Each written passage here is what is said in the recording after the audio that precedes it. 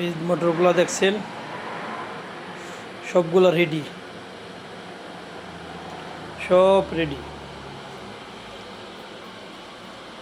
বেতন আসলেই সবগুলো চলে যাবে ইনশাল্লাহ। দু একদিনের মধ্যে বেতন হবে,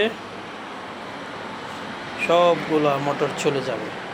দেন কত কিছু মাল রেডি করে রাখছি, কাস্টমারের খবর নাই।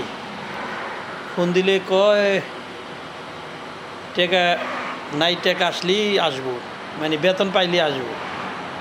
দেখি ওই অপেক্ষায় রয়েছি, বেতন পাইলে আসবে, সবগুলা মাল চলে যাবে।